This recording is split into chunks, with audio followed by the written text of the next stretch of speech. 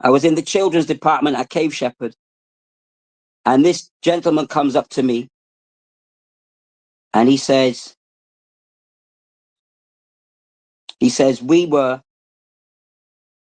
our daughter was in church. She was part of the youth ministry, young. She got pregnant. There were people in the church telling her to have an abortion. Let me repeat that. There were people in the church telling her to have an abortion. We were believing God that, notwithstanding the situation, that we wanted our daughter to be healthy and we wanted her child to be healthy. We were praying for some type of confirmation or encouragement. He said he got a call from his brother, I think it was. And he said, listen to the radio right now. And Silent Scream was playing. And he said to me that that was part of the confirmation for them to go forward. Wow. Well, he called his wife and said, guess who's here? Ronnie Clark is here. So I had a chat with them. And he was a supervisor at a well-known company. And then around Christmas time that same year, he says, don't go anywhere. I saw him there. And his wife came with the baby. So I saw the baby that I had hoped would emerge as a result of the encouragement of my song. Wow. That Now, is this is powerful. 2025. That was 2008. That child will be 17 now. Wow. And I want to say, if anybody of that family is seeing and hearing this, and if they are still in Barbados, I'm easy to find. And I had a colleague in the tent. Her mother had a young. She had a baby young. Saw her years later. She said her friends went to that finals in 2008. The same friends that were telling her, you're too young to have a baby. Don't have the baby. She said to me, Ronnie, over time, they got pregnant. And I asked them, so the advice you gave me years back, why haven't you kept that advice for yourself? They said they could not get the images or the performance out of their mind. Of the Silent So Scream. I just give God thanks. Wow. Yeah, the vision, the graphics that Rupert did and the presentation. Because on stage, I had a crib with It's a Boy and It's a Girl. I also had a violinist, Kiwi. She was playing Amazing Grace. Purnell arranged the song and got her in there in a very touching way. And I had a knife, a bloodied knife, and a bloodied gown, operation gown, So you do these things and you're obedient. And what can I say? To God be the glory. You don't know. I mean, there are all these children that well, anybody, if that person is hearing 17 years old, that child would be now, please reach out to the announcer. And that's the interesting thing about what you presented, having some songs that are very comedic. Some songs are hard hitting, you're fighting in the songs. Some songs you're teaching, some songs, there all kinds of songs. It's almost as I started off this interview by saying that it's a calling for you. Well, let's bring it up to this time. I mean, Right. to 2025, only because of time, because I could listen Yeah. to you the whole night.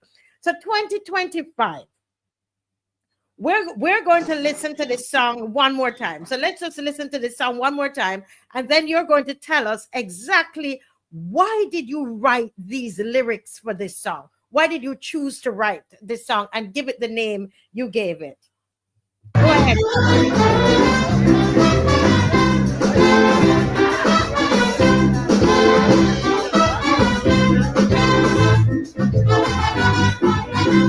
Who says you can't put a woman to do a man's job?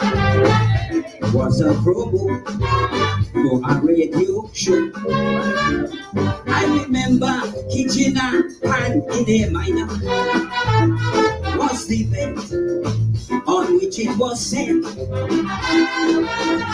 But over the course of time and history, brilliant performance unveiled the mystery of Carol Robertson, style and grace and flair. When she left, I went to the NCF, and it's happy Crop-Over, no, happy Carol-Over. It's the National Carol Festival, the Carol Festival. The semi-finals gone, 2 songs in competition. I can't even change this one. Carol Festival. Jump from the stadium, turn left at Combermere gone. And the people in Station Hill can't even make a little berry in the Carol Festival. But think it not strange, Carol loves to innovate and change. All right, Dave, come down a little bit, Dave, buddy. Carol Foundation.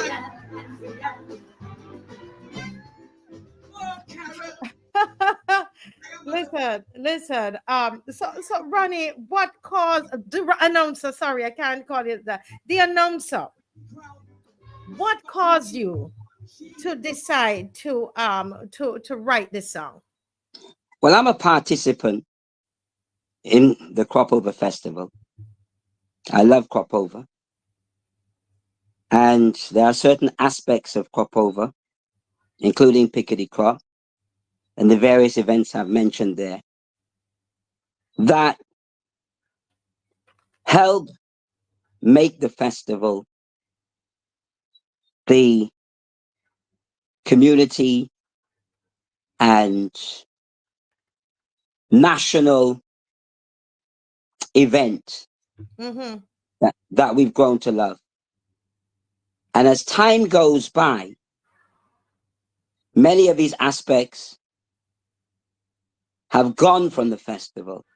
And the emphasis is pointing towards activities that do not mirror or reflect the character of the spaces that they occupy.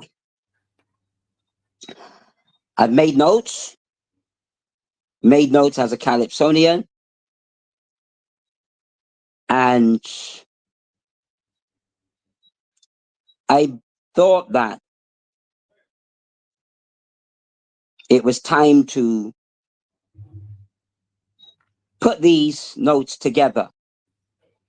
Now, let me say, I have no personal grief to bear or beef with Carol Roberts, the CEO of the NCF. I don't carry any hatred, disrespect, or disdain for her personally or for the office of the CEO of the National Cultural Foundation.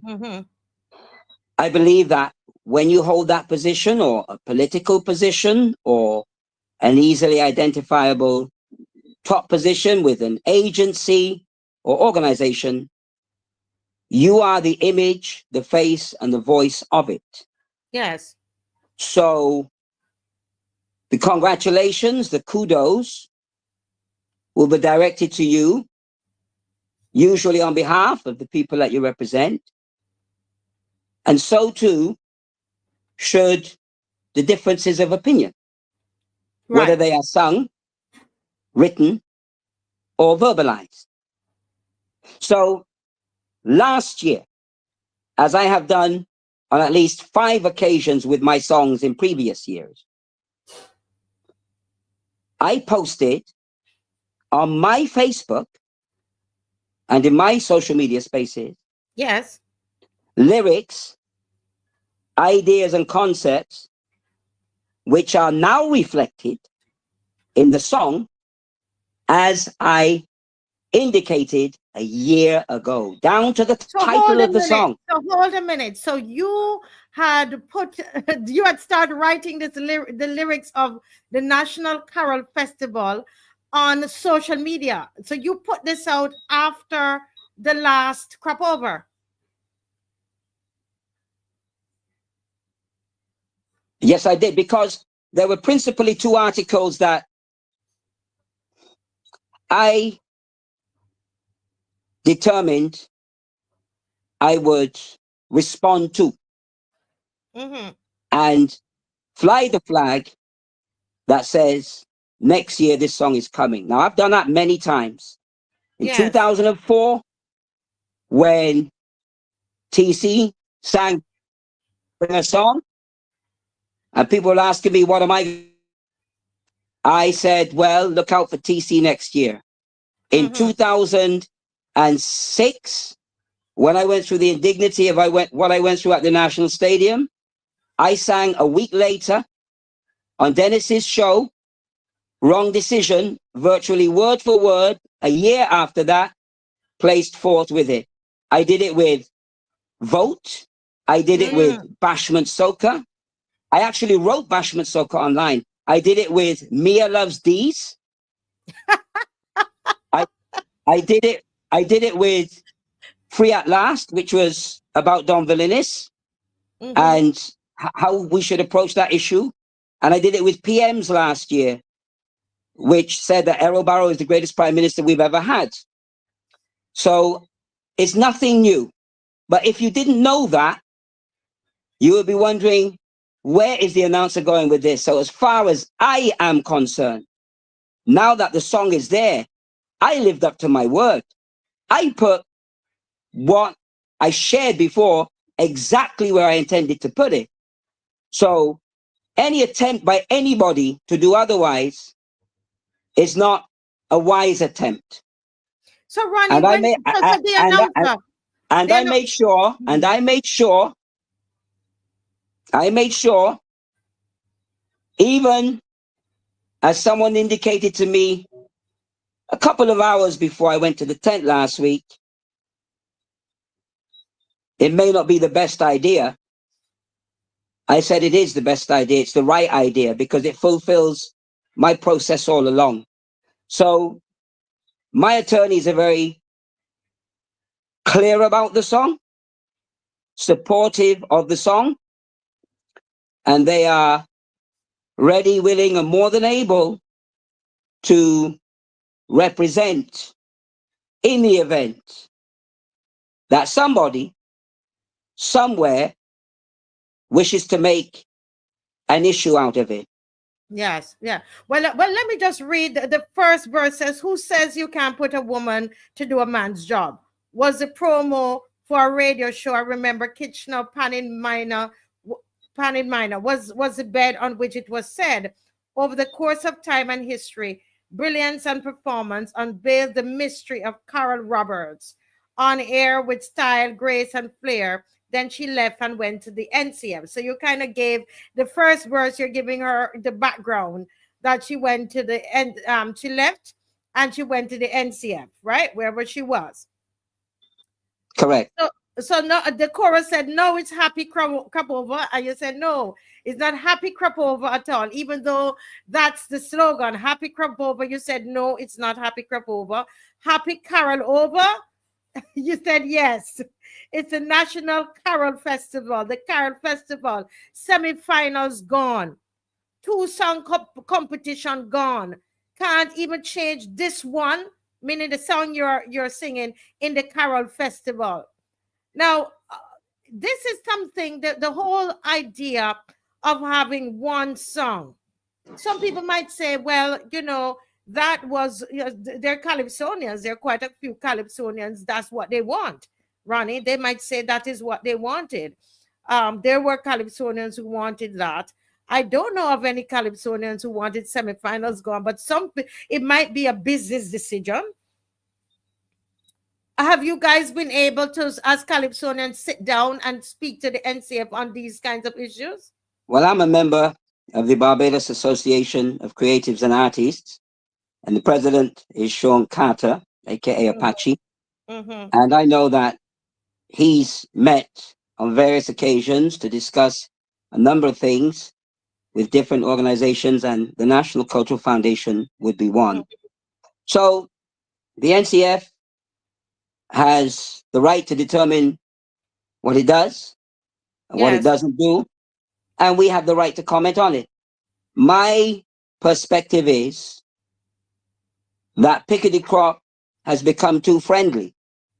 Mm. It's more like a Barbados song contest.